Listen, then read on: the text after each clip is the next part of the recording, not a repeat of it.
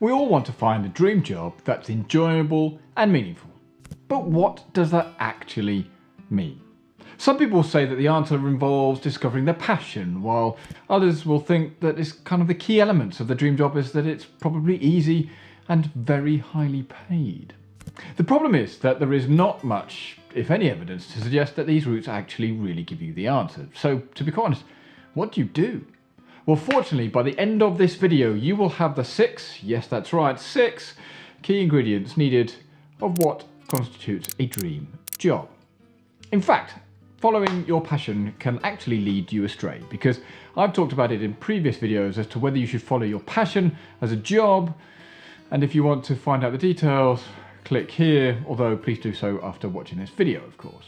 It's important to remember that Steve Jobs was passionate about Zen Buddhism before he actually entered technology, in just the same way that many will not know that Condoleezza Rice, the prominent politician, was a talented classical musician before she started studying politics.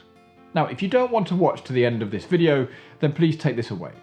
You can develop passion by doing work that you find really enjoyable and meaningful, and the key is to get really good at something that helps other people. That's it.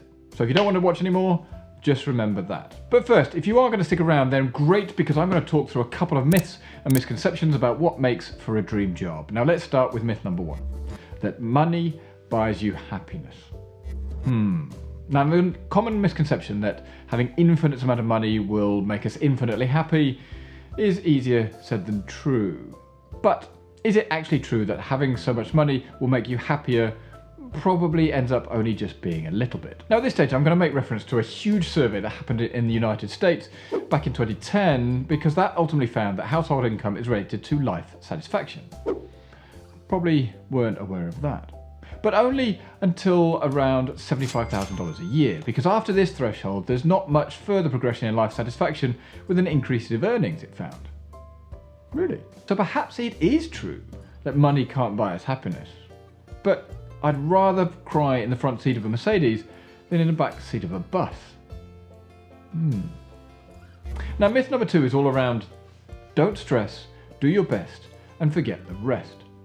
Now, this is another misconception, but it's all around that life with no stress is a life we should all strive for, but I don't really think that's true. Sure, no one wants to be overcome by chronic stress and illness, because that can affect us in both physical and psychological ways. Now, bad stress is ongoing, and I've talked in the past about burnout, but I mean, this really typically involves low autonomy, low power, and low isolation. Now, however, there is such a thing as good stress. Now, this is the kind of stress that keeps you focused. It is short-lived and is usually accompanied by high autonomy, high power, meaning and ultimately social support. This is the kind of acute stress that has actually been shown to benefit us if we are optimistic and have good coping mechanisms. It might actually help us deal with chronic stress as well. So, if we've bust those 2 myths, so what should we aim for if a job of our dreams is ultimately the goal?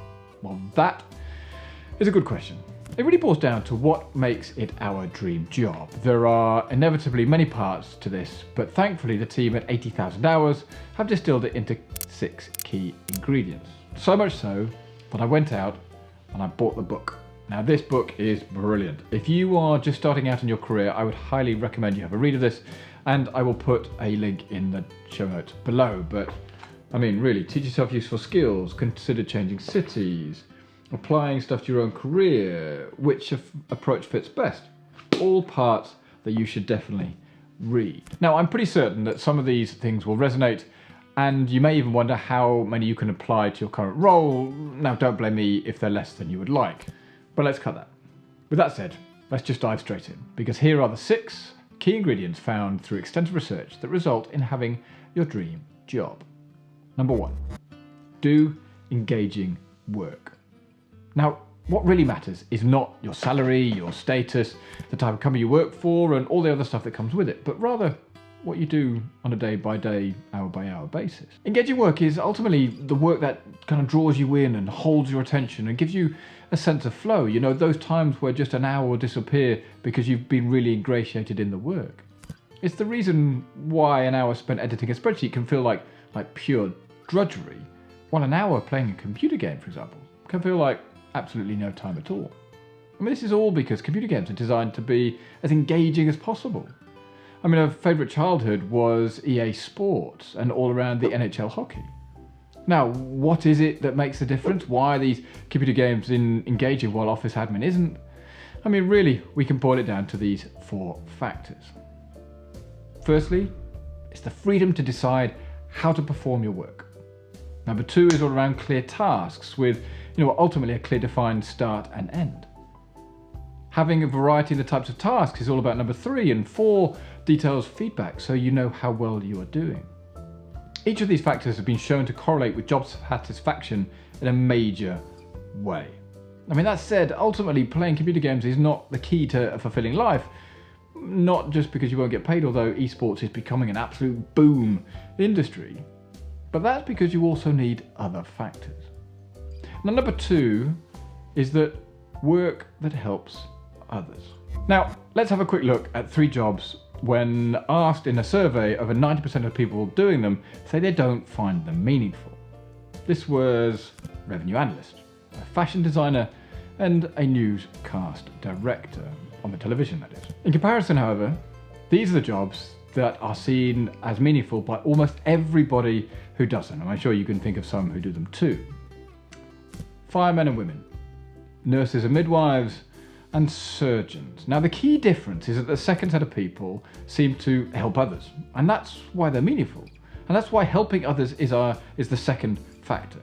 I mean, there's a growing body of evidence that suggests that helping others is actually a key ingredient for life satisfaction. I mean, that kind of makes sense, doesn't it? People who volunteer are less depressed and ultimately healthier.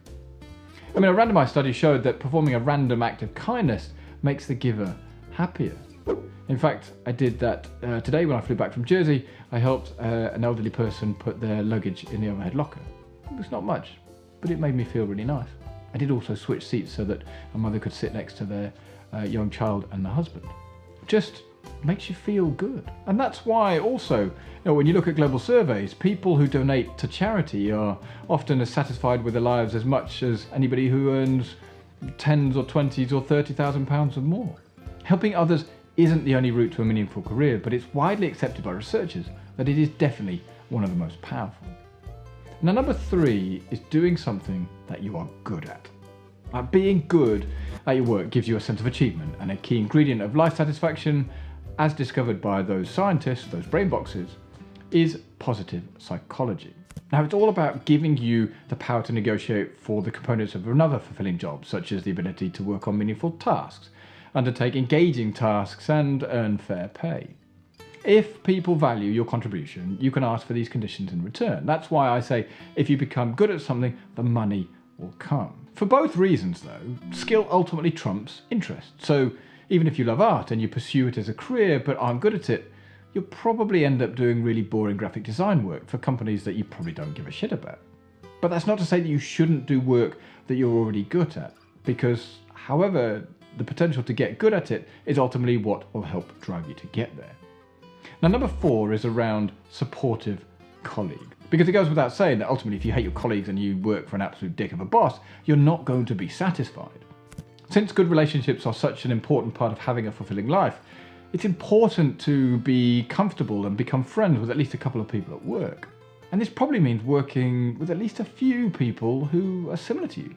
However, you don't need to become friends with everybody, and to be quite honest, I wouldn't expect you to do so, because research shows that even the most important factor is whether you can get help from your colleagues when you run into problems.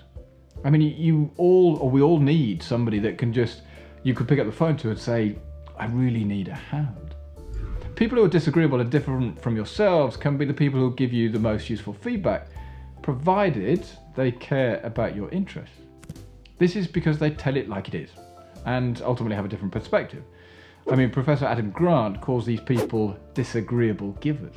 Now, check out Adam Grant. I'll put a link in the description below to his books, because they are brilliant, especially check out his podcast. But when we think of the job of our dreams, we usually focus on the role. But who you work with is also just as important. A bad boss can ruin a dream position, while even boring work can be fun if done with a friend. So when selecting a job, will you be able to make friends with someone in the workplace? And more importantly, does the culture of the workplace make it easy to get help, give feedback, and work together. Now, number 5 is around little or lack of major negatives. Well, to be satisfied, everything needs to be important. But you also need to have the absence of things that make life and work unpleasant, because, well, that would obviously just be shit. Some of the following can help lead to job dissatisfaction, and I'm sure you can identify with some of these. So let's think a long commute, especially if it's over an hour, add double if it's by bus. Very long working hours. I mean, pay you feel is just quite simply unfair. Job insecurity. I know some of these sound obvious, but people often overlook them. The negative consequences of a long commute can be enough to outweigh many other positives, especially in the world that we live in and hybrid working. If you are being forced to go to an office 5 days a week, but you just don't want to do that 90-minute commute each way and you're doing it for a job that you don't enjoy, chances are it's not going to be the job of your dreams, and I don't think you're going to stick it out very long. Because number 6 is around work that ultimately fits in with the rest of your life.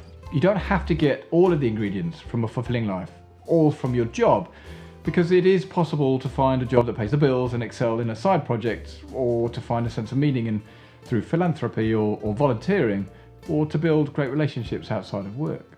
I mean, it's easy to see, but if you've got things to keep you happy, keep you motivated, it doesn't all need to be through a job. Finding that balance between work and life, I guess, is ultimately what it's all about. If you have a really good job and you enjoy it, and you've got a side hustle or you've got a hobby that you want to build out, this is all building towards having the ingredients to give a fulfilling life and ultimately create a job of your dreams. I mean, this last factor, number 6, it's about a reminder to consider how your career fits in with the rest of your life. Does it help you move towards your goals, or does it feel like you're constantly butting up against it? If you don't have time to work on a side hustle because your job is just too full on and you're doing work you don't enjoy, is it worth looking at making a change? Now, in summary, in case you missed all the details or you skipped straight to this bit, well, naughty you, but here is a quick recap of the 6 ingredients you will need to look for in a dream job.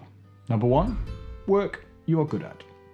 Number 2, work that helps others. Number 3 is all about engaging work that lets you enter a state of flow. 4 is supportive colleagues. 5 is lack of major negatives. And 6 is a job that fits into your personal life. So there you have it.